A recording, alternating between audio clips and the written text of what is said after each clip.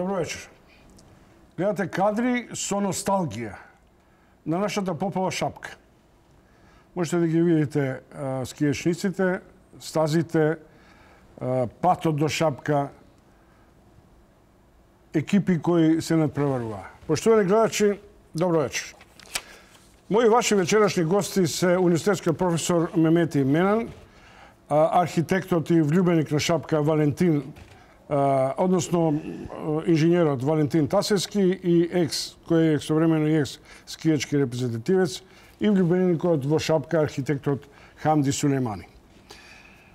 Тоа што ме повлече на оден начин, уште повеќе ме изиритира, беа викенд изданијата и сликите во кои посетителите на шапка, влюбениците на скијањето и на рекреативниот воздух и сето богатство на нашата најубава планина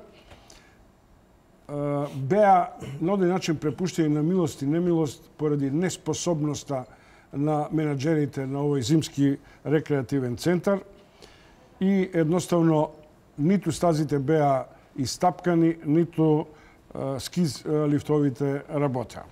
Начинот на кој е изведена целата операција на брутално, така наречено ултимативно или провокативно иритирање на публиката, и мене како новинар ме изиритира. Со моите вечерашни гости подолго време разговарам на прашањето што е тоа што ни се случува со Попова шапка. Инаку се потсетив на една чуена изјава на Бојан Крижај, светски, словенечки и светски репрезентативец во спустовите и слаломите, кој по посетата на шапка рече дека е тоа вистинско благо и по патиките, и по климата, и по потенцијалите. Колку за ваша илустрација, деновиве колони на автобуси и автомобили заминуваат за Боровец, за Банско, за Пампурово, а јас проверив дека минатата година само по овој основ нашите граѓани во Бугарија оставија 35 милиони евра. Добро вечер, ви благодарам што дојдовте. Добро вечер. Професоре, вие со многу страст, кога се видовме на Вандерштул, зборувавте за тоа што ние нит знаеме да го одржиме, нит знаеме да го надополниме. Што е тоа што во овој момент се случува со Попова шапка? За жал, како што кажавте и вие, дека навистина на Попова шапка се случува нешто лошо, да кажеме, затоа што иницијативата што беше земена од Елем Турс за да се изгради нешто у перспектива, на некој начин не се реализира. Тоа е шестосетот конкретно сега што требаше да се направи. Инаку перманентно се ветуваше дека ќе се направи нешто на Попова шапка за да оди напред. Јас би се вратил малце поназад. Од се што е ветувано, од патот што требаше да се направи, има едно 500 метра, можда и повеќе, до хотелите, кој е руина. И до тамо стигнавме да не можеме толку пат да асфалтираме? Па за жал, ете се гледа дека не можеме и тоа да го направиме, и тоа што било е уништено. Сега дали е тоа намерно или ненамерно, или неспособноста на луѓето, или незаинтересираноста на власта, тоа не можам да кажам. Меѓутоа, се гледа дека на Попова шапка се што има стагнира. Своевремено Попова шапка била една од најубавите, најдобрите центри на ниво на Југославија.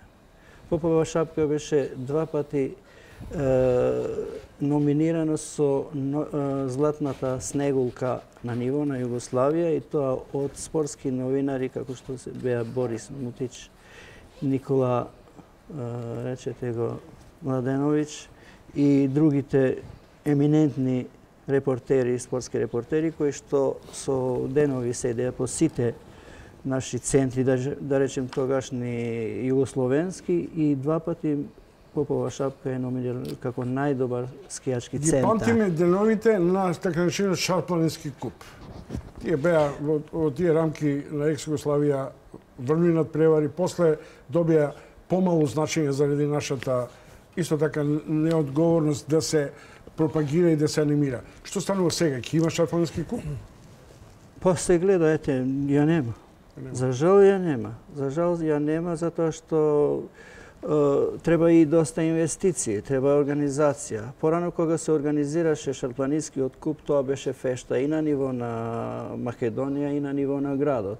Тоа се организираше со месеци, имаше разни пропагандни материјали, разни организации, протоколи.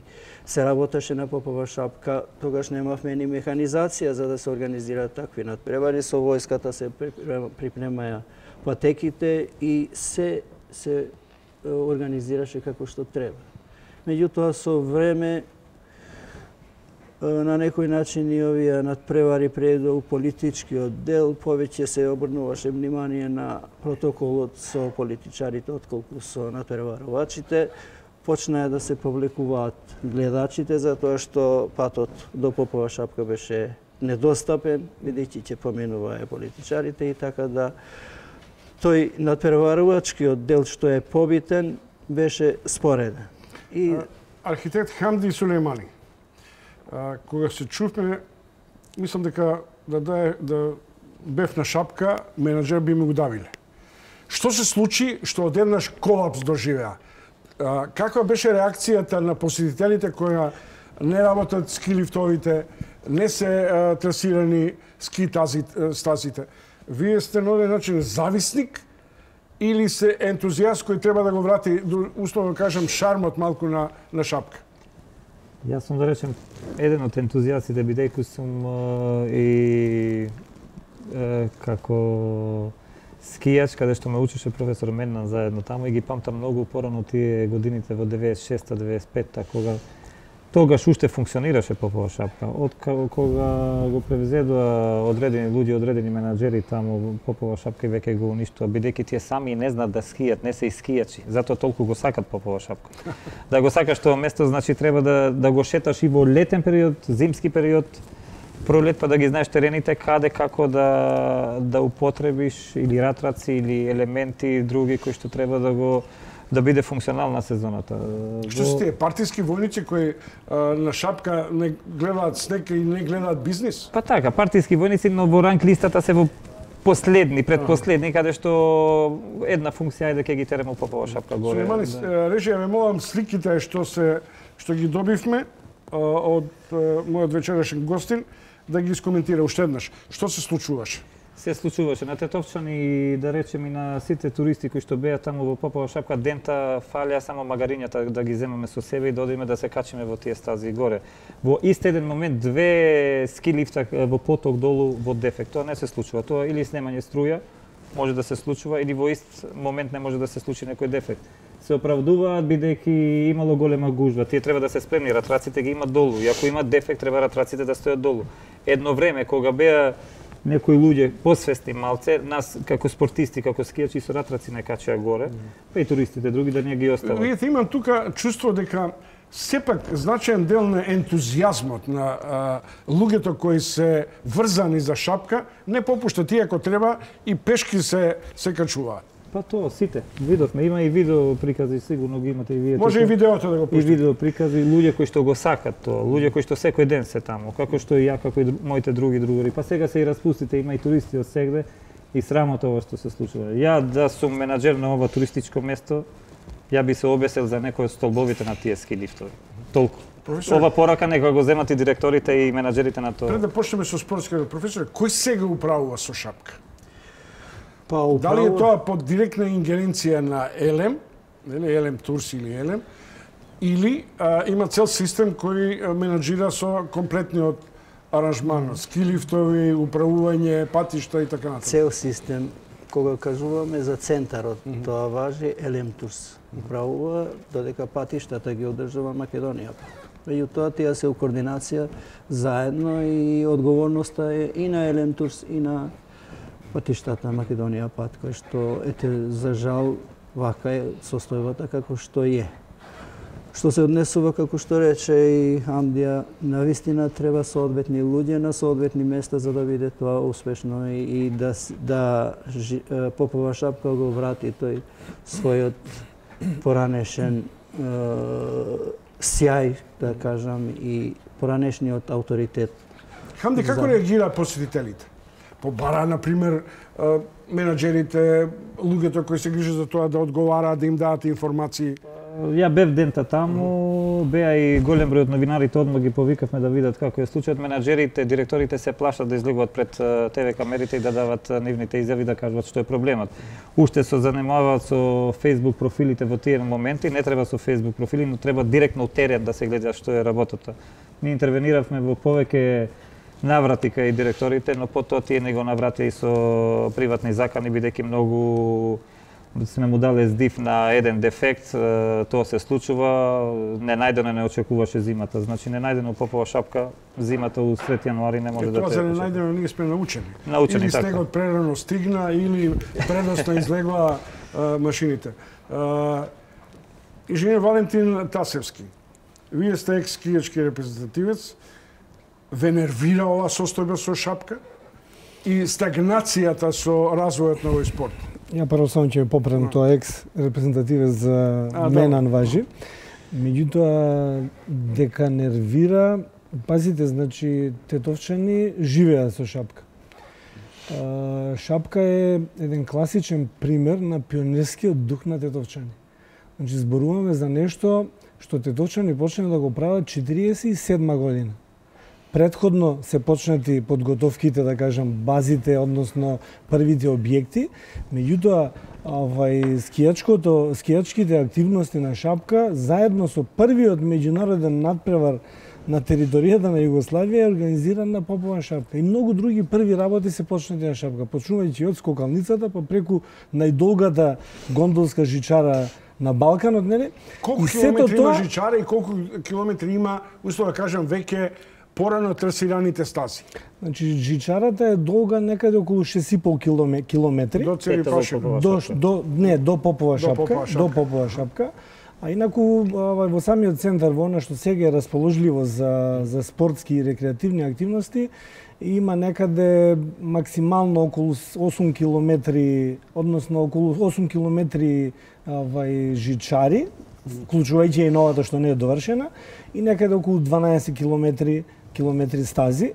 И тоа е, знаете, тоа е само еден минорен дел од она што Попова шапка може да биде. Значи, она што го спомна Менан, долга низа на години шапка беше предводник на скијачкиот, односно на зимскиот туризам во југоисточна Европа, сега модерно кажано, во Југославија, меѓутоа и во југоисточна Европа, ако се има, нели, во предвид констелацијата каква беше до 90-тите години. И сега да ја гледате шапка, таква каква што е, од година во година се пониско и пониско, значи во најмала рака иритира и реакцијата на Хамди од неделата е многу разбирлива за сите што ја доживуваат и што ја сакаат нашата планина. Кој е виновен што ајде да не зборам за планица и за словенечките стази и така натаму. Што е тоа што ние го имавме пред 25 години шапка и што потоа Банско и Томба успеа да направат вистинска туристичка мека во Бугарија, во која сите одиме тамо, иако да речем условно половина од овие скопјани на 40 км може да одат дури и на ноќно скијање.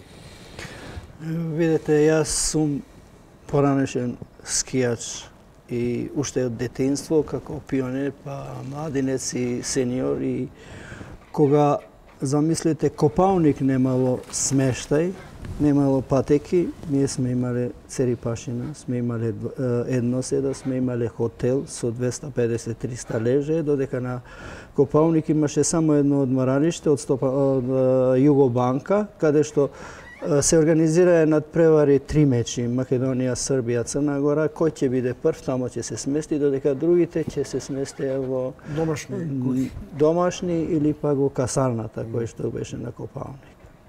И сега ние немаме тие комерцијални 250 лежаја, додека они имаат над 5000 лежаја. И во што е проблемот? Проблемот е во тоа што сепак државата треба да биде заинтересирана.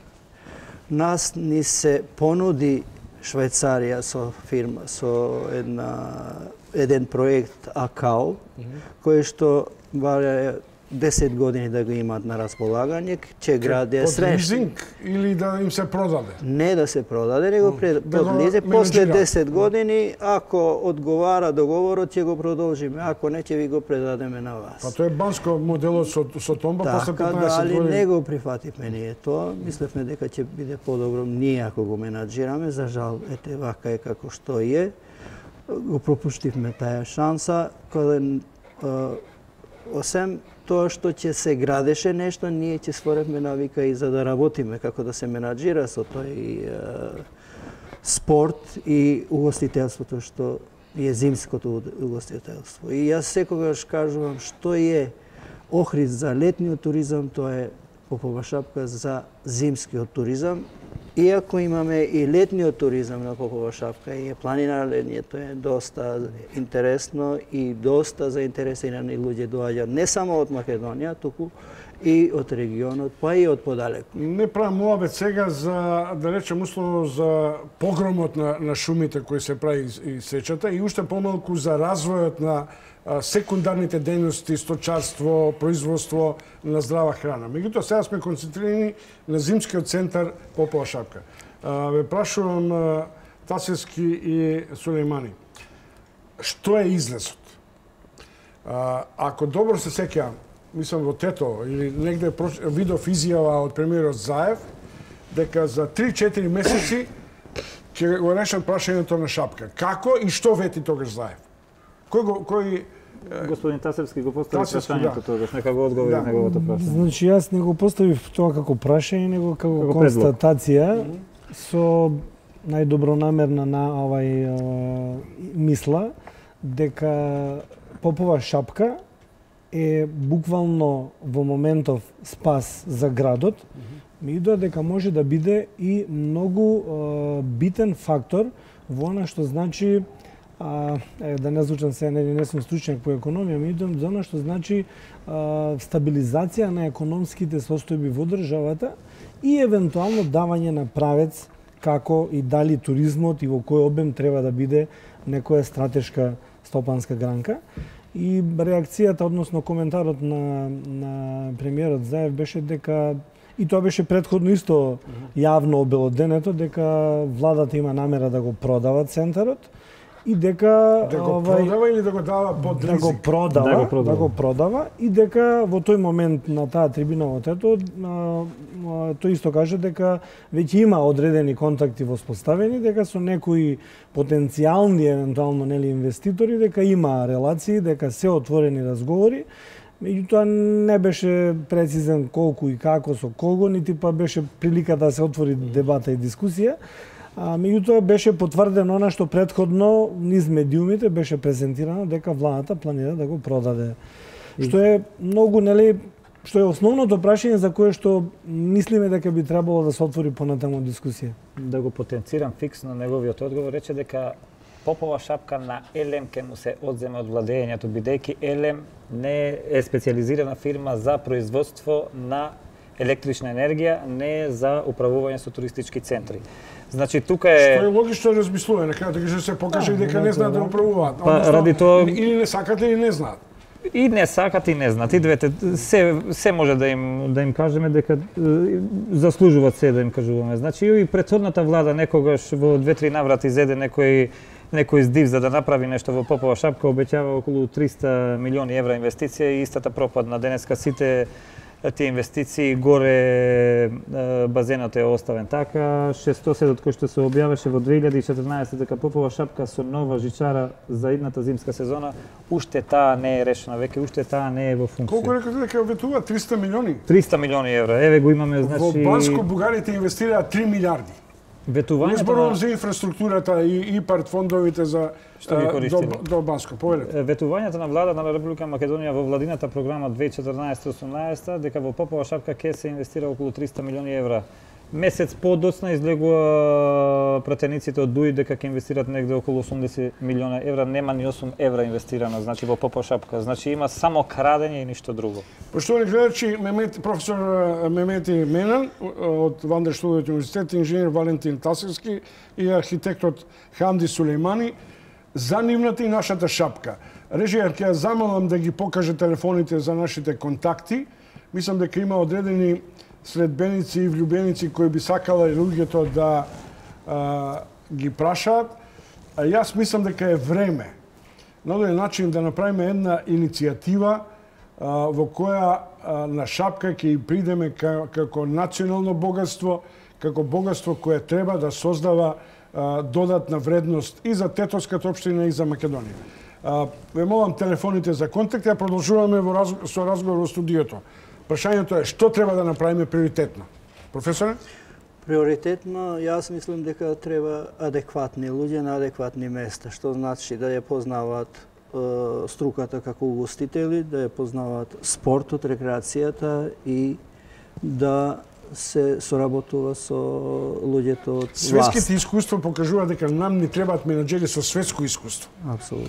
Особено во управувањето со ски центрите и со целиот комплекс на додатни дејности.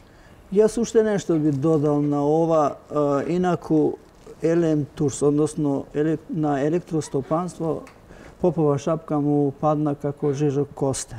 Затоа што 1999 година е предена од Југохром на електростопанство, долгот што го имаше за Југохром кон Еване, така да преде и сега менаџирањето е на некој начин, би рекол, неозбилно. Исто прашање за вас. Што правиме и што е приоритет?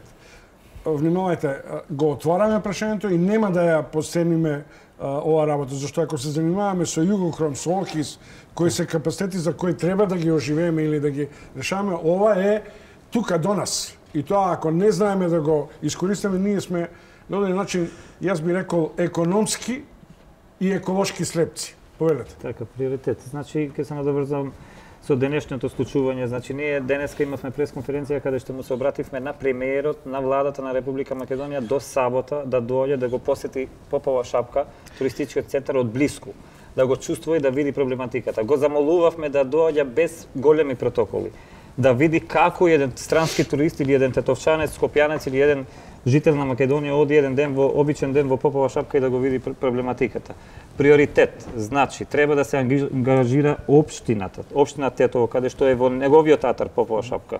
Владата, заедно со, за ова година приоритет, ке кажеме, за сегашната сезона, паркинг местата да се ослободуваат, организација, амбуланта 24 часи да работа горе за туристите што ќе доаѓат.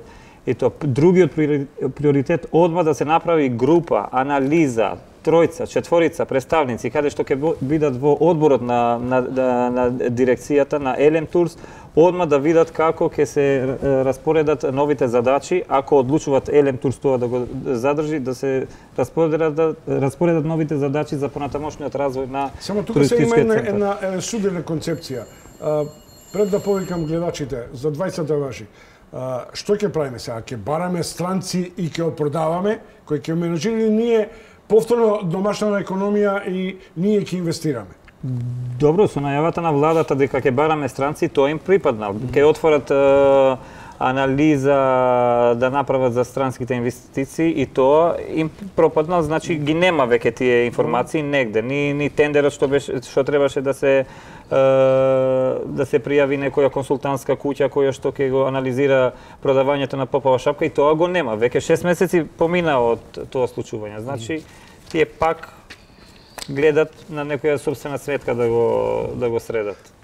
Ако има гледач, јас сум сега подготвен да нашите гледачи да ги прашат гостите во студиото каква судбина на шапка. Ало? Добро вечер. Добро вечер, Чамовски. Добро вечер. Поздрав до вас и до гостите. За оваа тема би можел да се пајле да зборувам само јас, затоа што случајно имам таму една скромна викендица од пред 30 години и ја користам и преку лето и преку зимо, не знаеш кога е поарно. Меѓутоа, што сакам да кажам во начело? дека на Попова шапка и фали Сајбија. Елем не може да ја работи таа работа, кој што рече еден од гостите. Моите соседи албанци имаат една позната изрека која вели заедничка кобила нема сама. Ме разбирате? Тоа е чарето. Значи, тоа во никој случај продавање. Национално богатство не се продава. Шапка е една од најдобрите терени во Европа. Значи, тоа треба да се осмисли. Имаш и жичара, имате и пат 16 км, што релативно добро се одржува. Имате десетина хотели, имате 1000 викендици таму. Значи, сето тоа треба да се организира. Меѓутоа, мислам дека треба, тоа што е модерно сега да се каже, тендер, повелете стручњаци од светот кои што ја знаат таа работа, како што правеле на други места, да си понудат цена, а каже и другиот господин, имало и јас знам дека имало други понуди, им нудат концесија, 10 години да направам шапка. Ако бива, бива, ако не ќе си продолжам, ќе ви ја оставам, бачиш. Значи, тоа е чарето, друго чаре нема. Да не зборувам за деталите, ви кажав, тоа можам да се бајле да кажам, што се може да се направи од локална самоуправа и од општина и така натаму. Добро, ви благодарам. Имаме фора само довестите и доволно е што така внимателно не следите. Добро вечер за следниот и тоа отприлike би било финишот на првата рунда околу тоа каква перспектива. Добро вечер. Добро вечер, Каловски. Добро вечер. Настав Исаки на телефон од општина Сарев. Поздрав за вас и гостиве. Вака е на моје мислење, ја не би ја рекол Попова шапка, туку убавица на Шарпланина. Секоја година најмалце одам еден со семејството и пошироко од моето семејство поголем одиме на еден ручек таму. Минатиот пат, пошто ми е роден на 1 август, бев на 1 август, викам, ајде ќе одиме на Шарско јагне. И отпорано беше директор на Тетекс, хотелот, Маријан, еден вработен директор и контактирав со него и без председател на изложение и повеќе пати ги носев на ручек таму. И така се спретели. Кога звонам се минатиот пат, вика не, веќе не е Маријан тука, ми спомна некој име, не молам, ние во засните луѓе знаеме мемуаристички многу да прикажуваме. Дајте ми концизна ситуација, што мислите дека треба да се направи со шапка? Ево, јас му рекол конкретно на тој човекот, не знам како му беше името, се моментално што го држи, и седевме на тераса, малце му ове предме, пушевме тука, викам, добро, викам, момче, викам, дали не сте во можност, викам, од уличката што е за шетаниште, дали што е тука, до вашите степеници тука на хотелот, не може тоа да се асфалтира. Добро, ви благодарам многу, за тоа разговаравме. Дали има уште некој гледач? Добро вечер. Добро. Завршуваме со дебатата во студиото. Каква судбина на шапка? Моите вечерешни гости ги молам за еден рекапитулар. Има една ситуација која реакцијата на гледачот е помалку исконска. Дали сектор национално богатство треба да го продаеме или треба ова да го изведеме низ операција на лизинг или како што вие велите, некој што за 10-15 години ќе понуди развој и перспектива. Професор? Па јас секогаш сум бил против продавањето. Ние сепак имаме способни луѓе за да можат да раководат со центарот. Тој центар не е толку компликуван, многу е лесен за да се инвестира. Нас не ни треба многу инвестиции за патеките. Само да се постават скилифтовите или двоседата или осмоседата или тоа патеките се дарба од Господа, така да инфраструктурата друга може да се даде угостителскиот дел.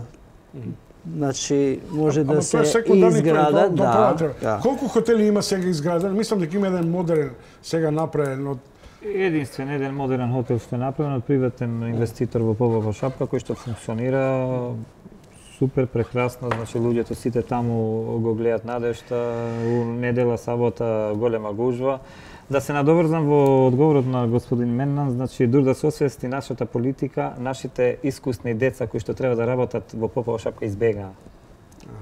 Тоа е најжалното, пошто има многу добри луѓе, многу добри искусни спортисти што го познаат Попова шапка избегаат, не гледат перспектива.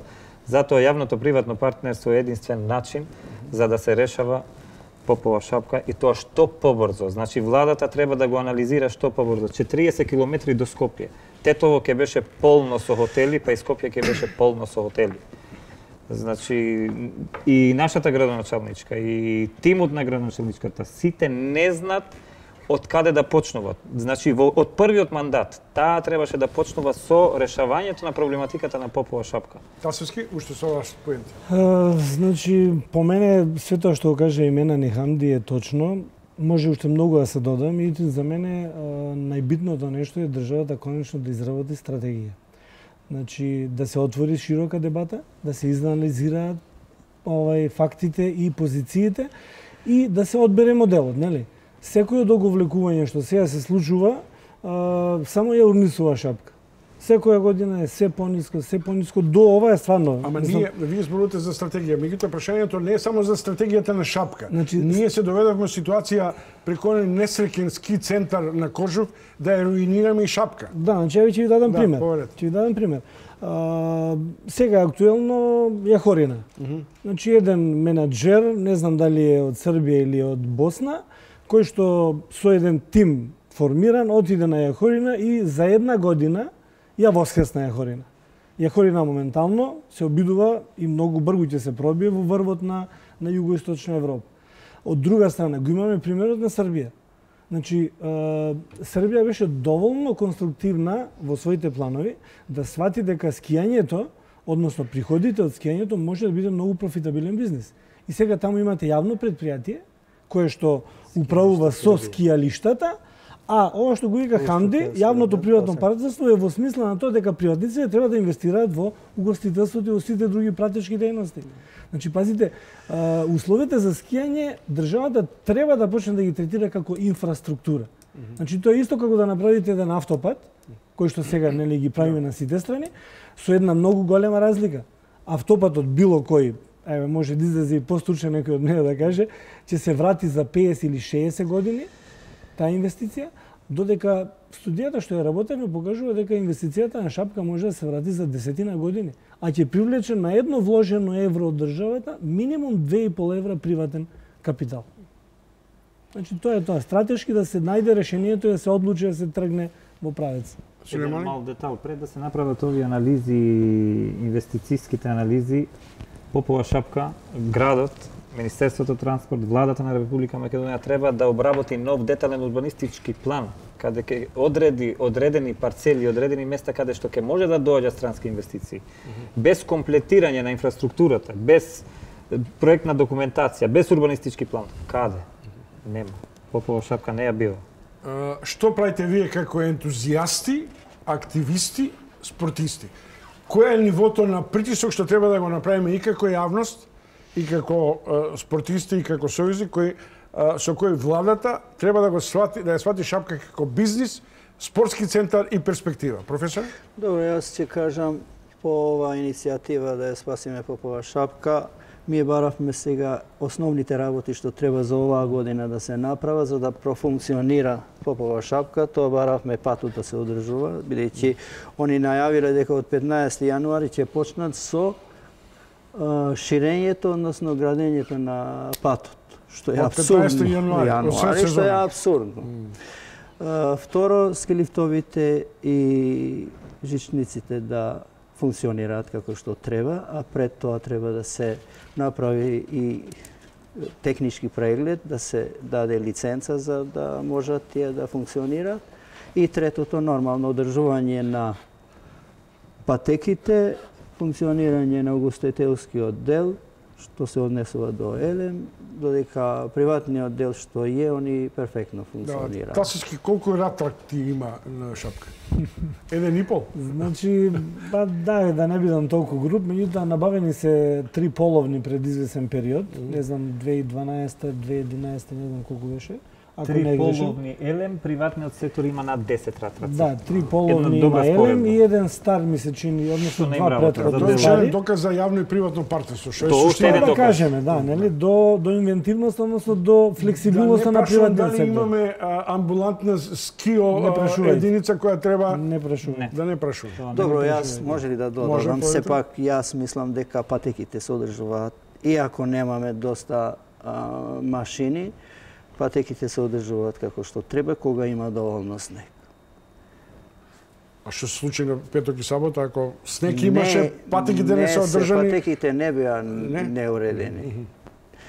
Колку да бидат уредени патеките, ако не жичниците не работат, косиот транспорт. Саботажата беше пример дента во саботата, каде што тоа нешто или политички, или може да речеме дека некој што кратко гледа и кратко мисли, во еден момент и двата скилифта во петок, рековме уште еднаш, само во снемање струја може да имат и двете скилифтови дефект. Поштовани гледачи, тоа беа универзитетскиот професор Мемети Менан, инженер Валентин Тасевски и архитектот Хамди Сулеймани, приврзеници и зависници од Шапка, како впрочем и најголем дел од жителите на Македонија и оние кои се занимаваат со зимскиот туризам. Тоа е потенцијал кој е неверојатно издашен на одреден начин и мислам дека заслужува да се занимаваме со него еднакво како што треба да се занимаваме со почетокот на Југохром, со економијата на малите фирми и така натаму.